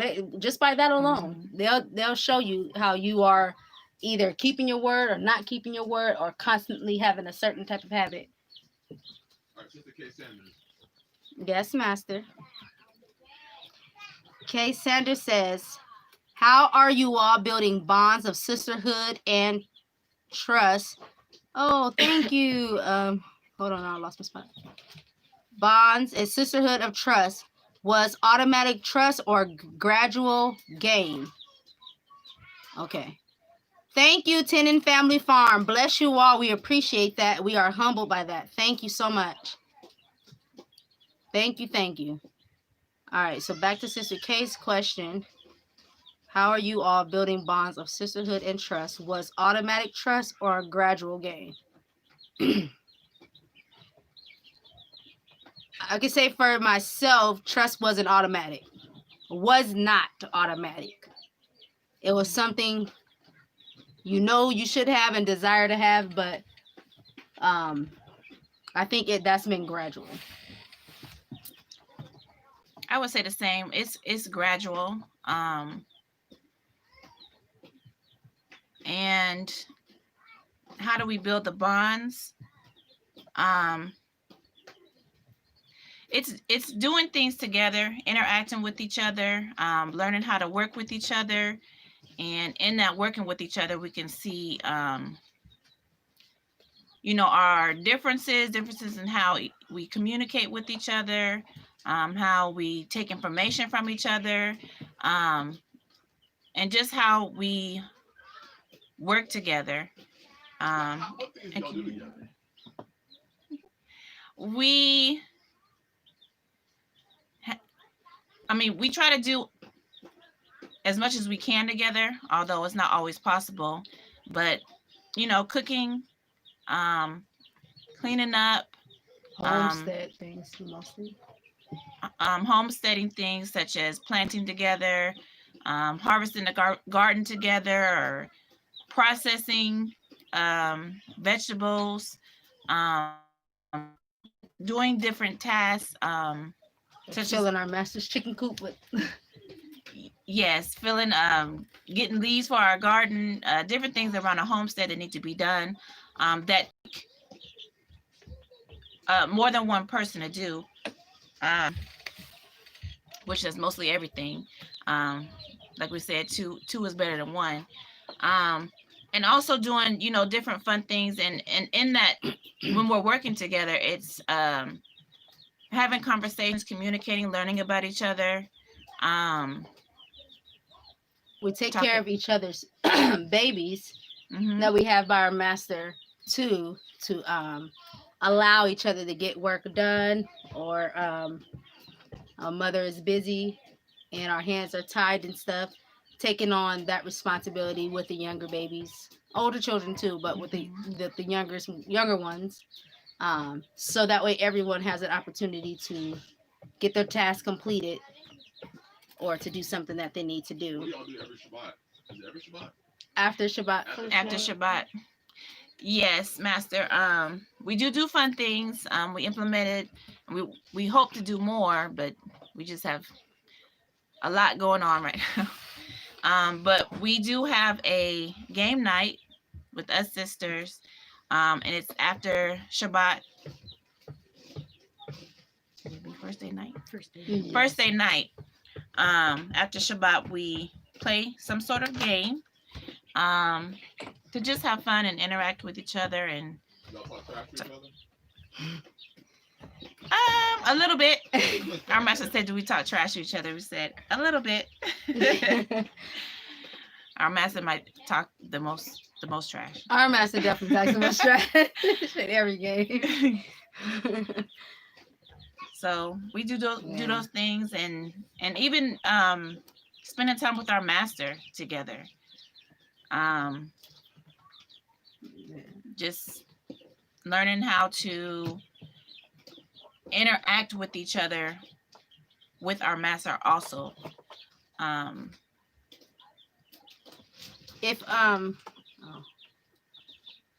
that aspect too, I think it helps to build our bond too.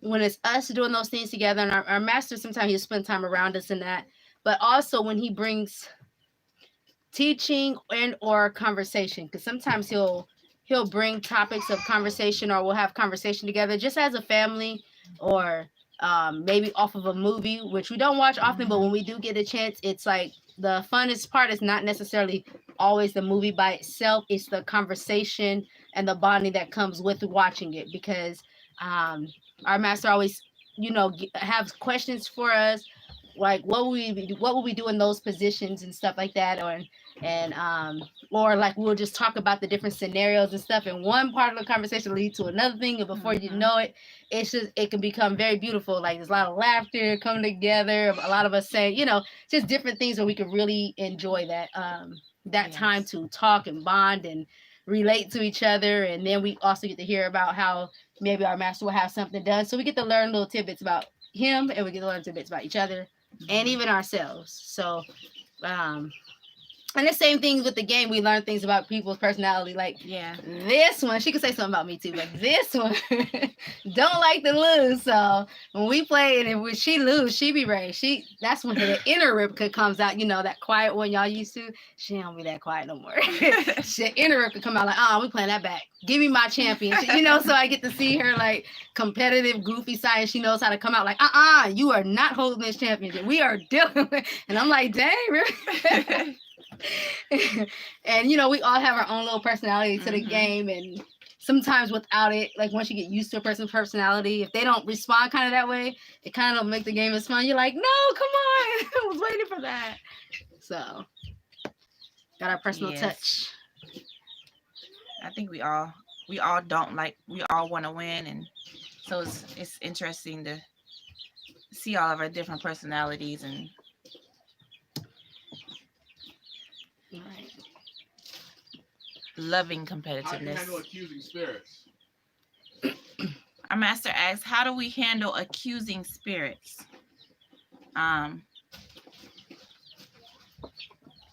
Like spirit of offense going to them? Yeah. Yes, master. We handle them by, if we have an offense or an accusing spirit, going to the person and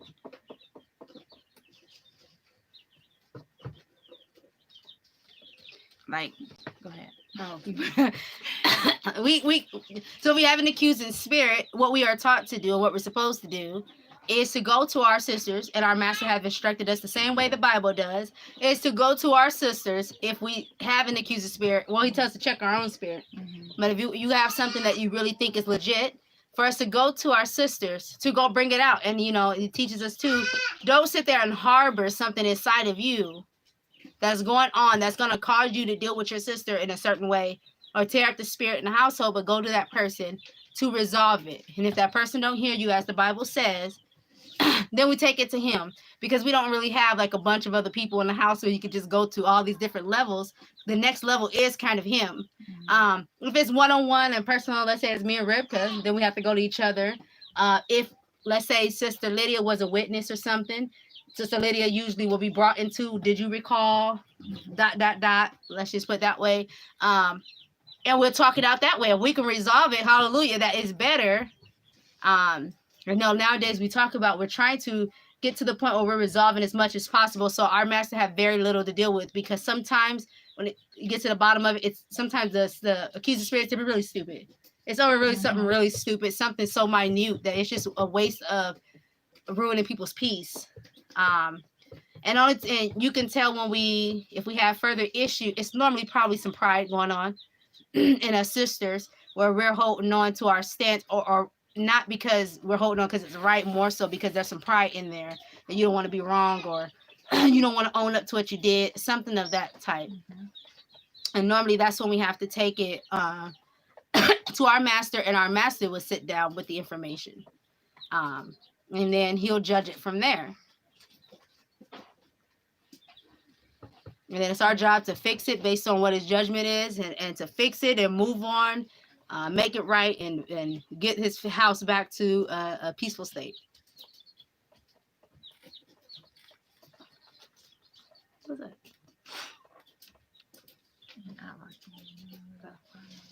Can you read that out loud? I thought it was a good one. Sally Okay. James asked the question.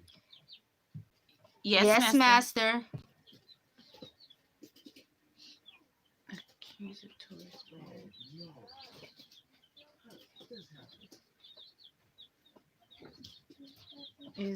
Okay, I get it now. I'm like, didn't we just answer that? No, pop. No, dude. Yes, right. So Sally James asked a question. Is an accusatory spirit due to jealousy? If so, is this always the case? Hot Bella. Uh-oh. Yeah. Yes, master. No.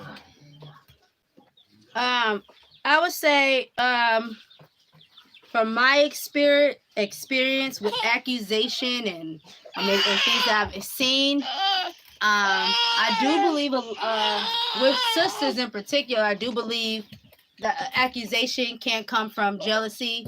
I don't think that accusation is only provoked by the spirit of jealousy.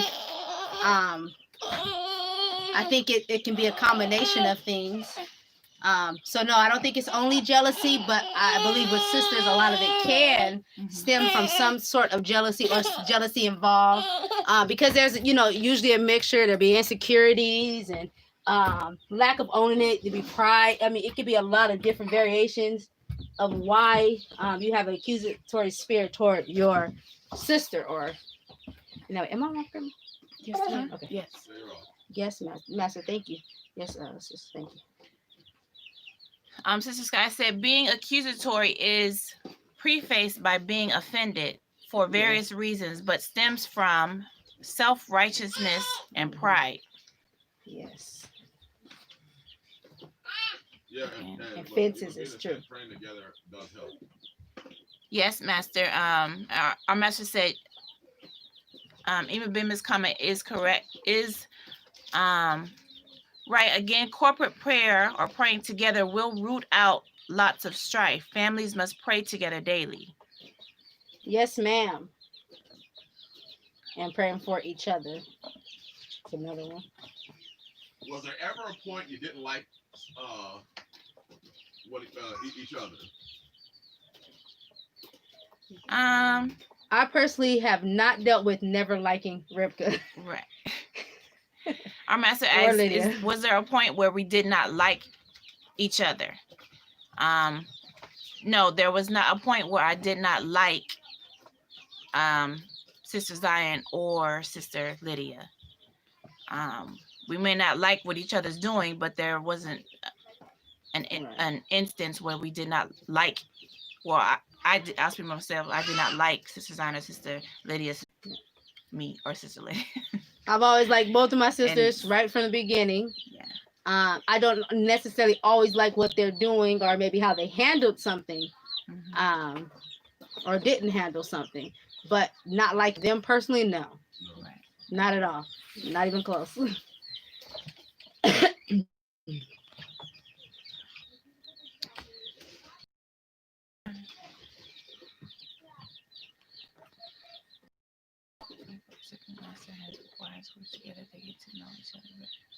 Sister Elaine Brock's comment says, in Outlaw community, new members are partnered with older ones to do guard duty and work together. Likewise, if a master has wives work together, they get to know each other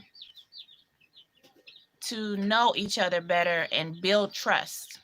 Yeah. Yes. Trust. Yes. Yes. Our master said trust. Yes. I think that trust is one of the reasons why also jealousy can spring up. That they don't actually trust each other. Our master said trust is another reason why jealousy can spring up, because sisters may not trust each other. I think that one's very, very factual. Yes. The lack of trust will constantly cause you to be cautious and not sure what information you can and cannot give them, or trust if you help them what their motive and their intent is going to be, or how they use information, or trust them with you just in general. So if you don't have trust, that can offenses can creep up. You start finding yourself accusing each other because you're kind of accusing in the areas that you don't trust them. Well, if I do this for them, or if I tell them how to do this better, they're gonna one me up, or competition is created too. Like, it can be a multiple of avenues of where when you lack trust or you have offenses or accusations, those things will happen.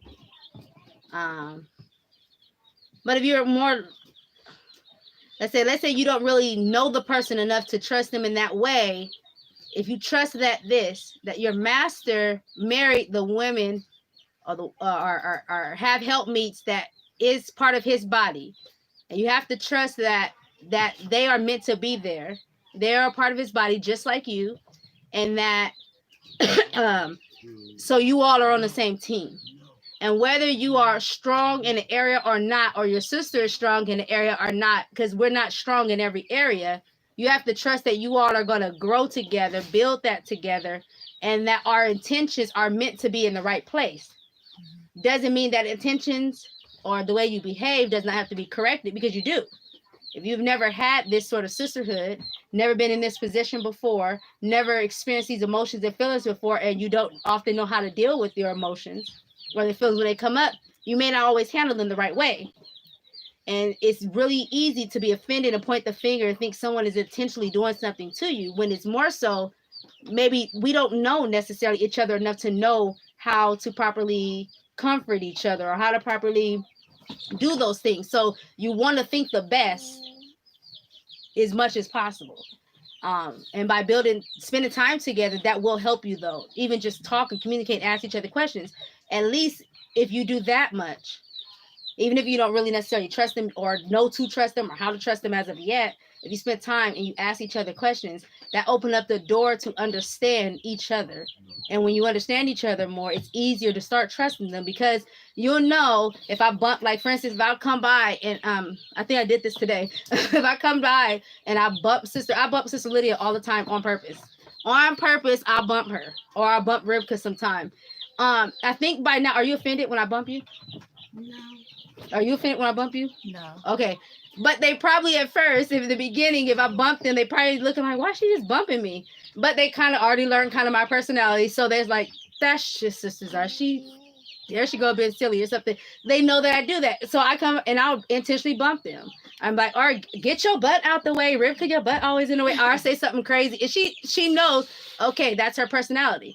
Well, if she didn't learn that and learn enough about me, she could easily take that to be offended. Like she just trying to bump me, and she wanted me to spill Master's food on the floor because she wanted me to, come up with some crazy emotion. But spending time together will teach you that about each other and about each other's personality. So when they do have, you all share together, or things happen, you'll know that my sister is not attacking me, or she's not trying to be ill will toward me. She's trying to bond with me. This is her way of bonding. This is her way of opening up that door to build closeness or whatever that is. But if you spend time away from each other, I mean, it's really easy to just have an accusing thought because you just really don't know the person.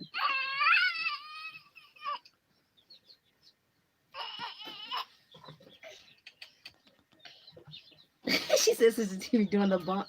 Yes, I be bumping everybody, Sister Sky. I telling Rivka to move her big old butt. Sister Lydia always commenting that I'm too short and be trying to knock her down or something. I ain't trying to do that, but she has fun with me. We have some fun time bumping each other too. So, but it's just a way, we just try to have fun with each other that, where it's not negative contact, but we're trying to, build a closeness and bond. And that's kind of one of the things that I do. That's kind of me, I guess.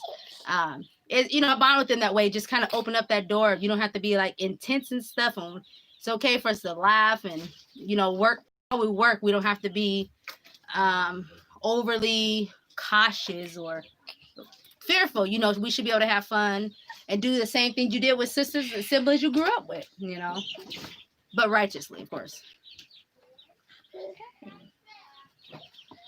Sister, yes, Master. Yes, Master.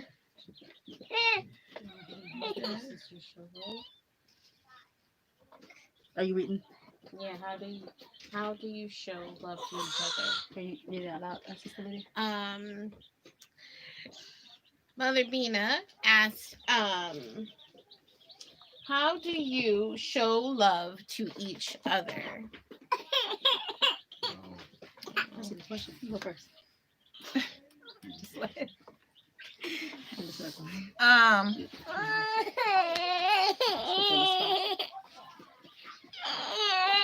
It could be doing something we know that a sister likes.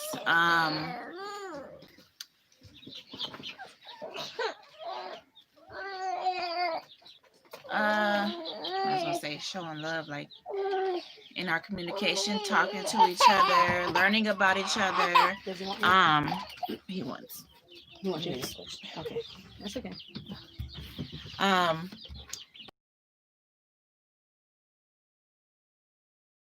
Conversations,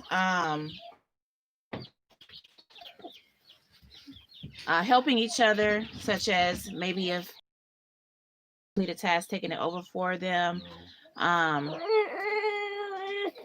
like say if breakfast is being made, we make breakfast for our sister, make sure she eats while she's getting maybe something else done, while one or two people are in the kitchen getting breakfast done. We're making sure that all of us eat, or things of that nature.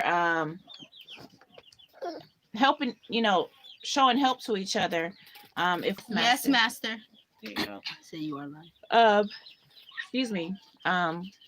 Correcting, giving correction in love to a sister, where it will, if they're doing something wrong or that may make our master upset, or something that may disturb the peace in the house, that we're giving that correction so that they may have an opportunity to change that behavior before it goes too far, and before it causes a bigger problem. And working together to please our master, doing things to, or giving encouragement, and giving advice on things that we may know that our master may like, or for the sister to have a better relationship, or a relationship, or getting that quality time, quotation marks, with our master, and gaining favor with our master. You have anything else? Yes. I think other ways we do usually is mostly the work that we put in. Sorry about that. The work that we put in to help each other. I mean, we've had many situations about here that a lot of times where like Ripka already said, pretty much we get tied up with one thing, or a person, we have a lot of responsibilities, and we do offer the help to either take on the responsibility or help the person that responsibility, because we want to see them grow from the situation. You want to help them. Also, you don't want them in trouble. If we see something that can be misunderstood, maybe between master and one of the sisters, we try to bring that to master, either as a witness, the motives within guidelines of appropriateness, trying to show our master, or maybe if something wasn't communicated properly, right, or whatever, we try to be that help in that area. So our master doesn't have like misinformation on a sister, or their intent in something, or maybe they missed something. If our master sent messages, we try to make sure everybody get the messages, so we are all able to do the job that he has asked us to do. So those are ways we show love. We cook for each other. We try to offer that too, to cook for each other. Sometimes we be on some other stuff around here where some sisters like may not want this or may not want that for their own personal reasons. Like if we're like, oh, we don't want to eat, gain weight or something, we're trying to lose some weight, sometimes we'll change up the course, and usually that's when it'll be a little different. But for the most part, we'll try to cook for each other, to help with each other's, like I said, our master's children that we all have had. Yeah, I'm trying to think. I think you said everything, so I don't, or you said a lot of it. What else would you say that we do? I'm drawing a blank.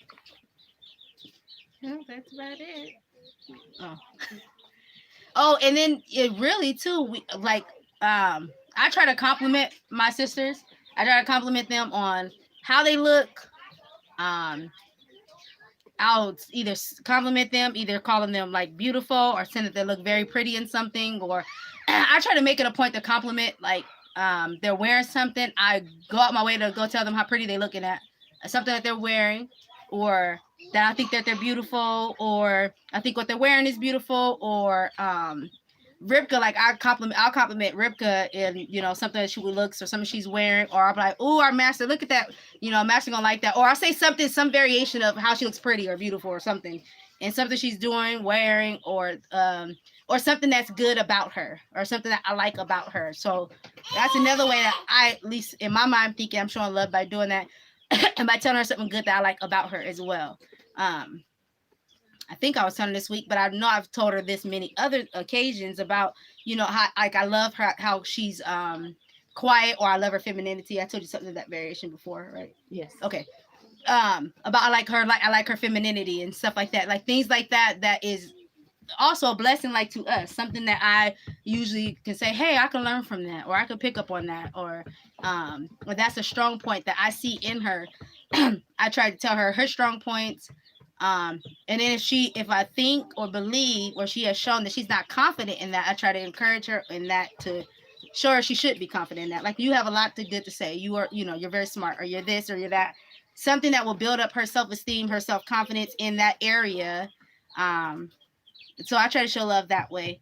I do the same with Lydia. If she's wearing something, same thing, about that she looks beautiful in it, or how I think it's pretty, or how I like the way she does this, or can you show me more of this? And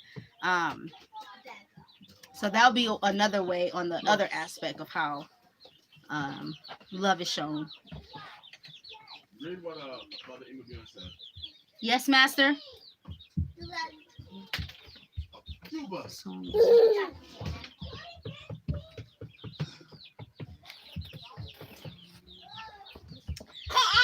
My co-wife this is from Mother Bina. My co-wife was very sick. I showed her love by taking care of her body, feeding her, doing her hair, nails, and washing her. Hallelujah. That's beautiful, Mother Bima. Yes, Mother. Yes, Mother. That's wonderful. I don't need more questions. I'm not. Yes, Master. Are there any more questions that you all have or anything that we may have missed?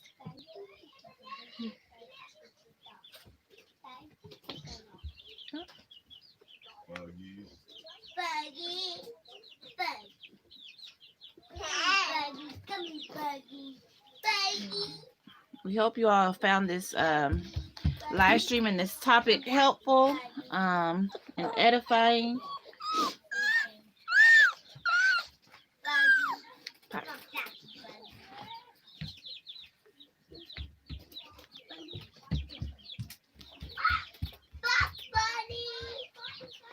We enjoyed this live stream and fellowshipping with you all.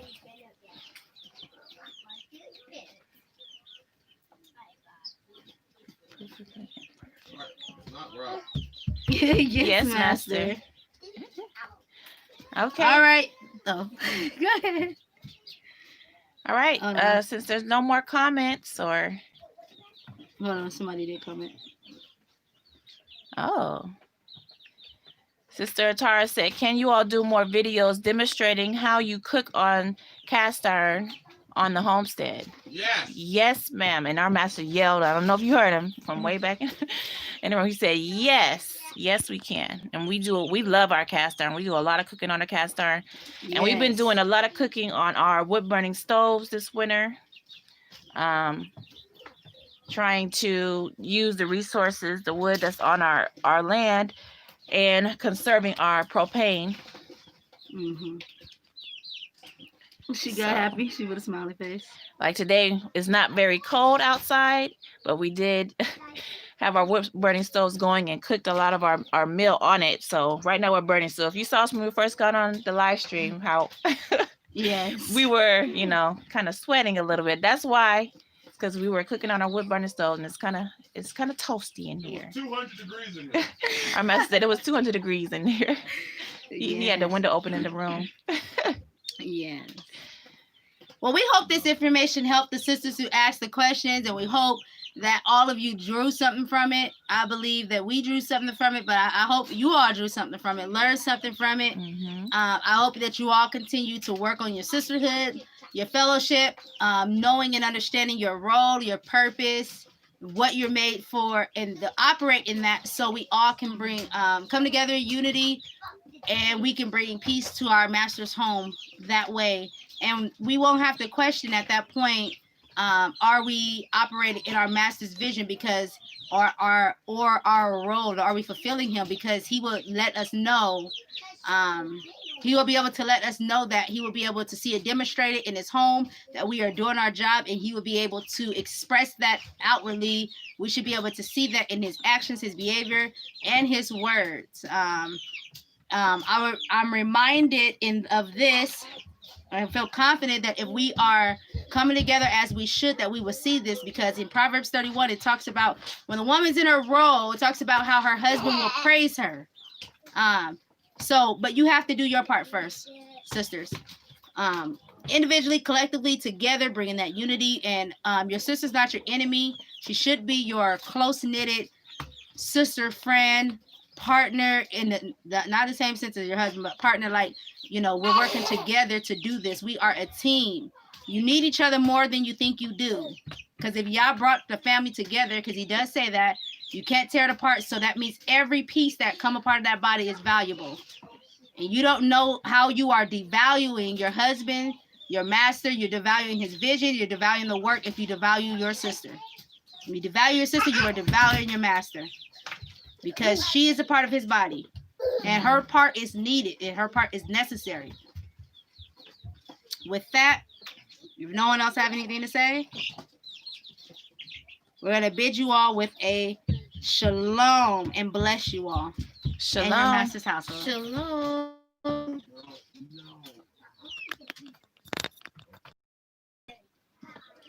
Ha!